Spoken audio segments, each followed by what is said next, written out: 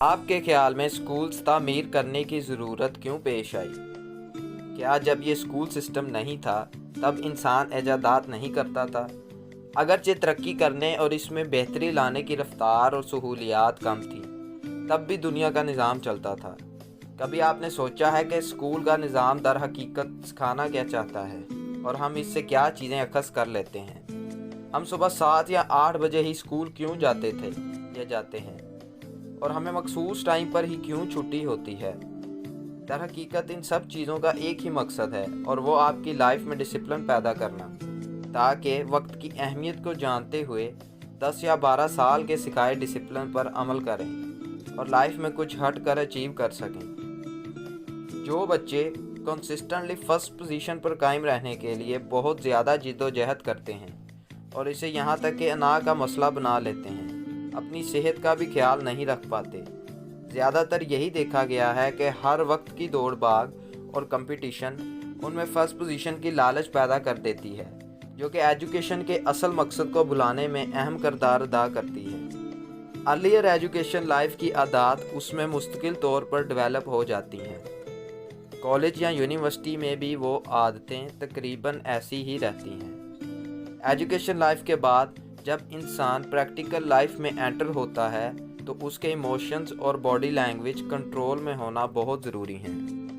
ہم جیسے عام لوگ یہی تصور کرتے ہیں کہ اگر بچہ پڑھ لکھ گیا یا اس کے گریڈ ابو دی لمٹ آئیں گے تو وہ زندگی میں بھی کامیاب ہو جائے گا۔ یہ ایک مائنڈ سیٹ ہے جو بچے میں ڈیولپ کر دیا جاتا ہے، لیکن زیادہ تر یہی دیکھا گیا ہے کہ بڑی پوسٹ پر سفارشی یا انڈیزروڈ لوگ قائم ہوتے ہیں۔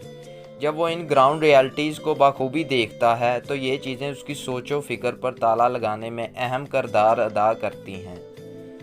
تو بیسیکلی لفظ اسکولنگ، جو خواہ ہمارے اسکولز میں ہو یا کالج یونیورسٹیز میں ہو، اس کے مقاصد بہت ہی سادہ ہیں۔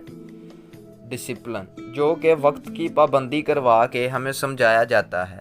مورل اینڈ ایتھیکل ویلیوز، جو کہ انسان کے کردار کو پالش کرتی ہیں، اور یہی چیزیں انسان میں گرومنگ کو ڈیولپ کر کے ایجوکیٹڈ ہونے کا ثبوت دیتی ہیں۔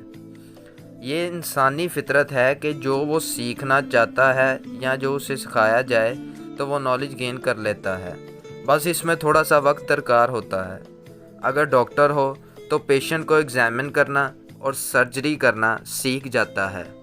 اگر انجینئر ہو تو انڈسٹریل پروسیس کو کنٹرول کرتا ہے اور ٹیکنیکس کو سمجھ کر اس میں تبدیلیاں لے کر آتا ہے۔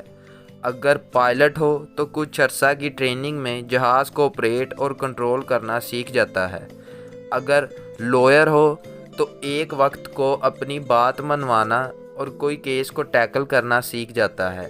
یہ سب شعبے ہیں جن کو سیکھنا اور سمجھنا بہت ضروری ہے۔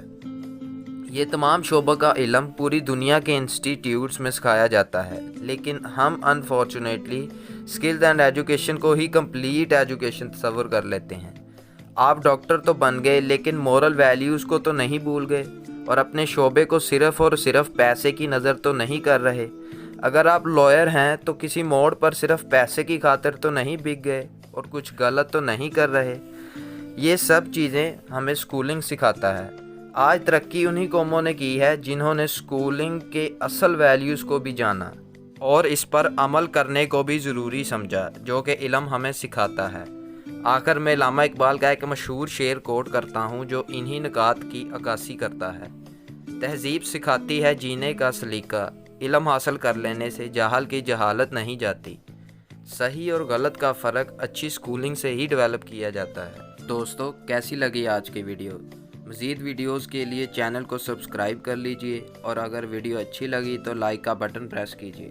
ایٹ دی اینڈ خوش رہیں اور دوسروں کو بھی خوش رکھیں۔ پیس آؤٹ۔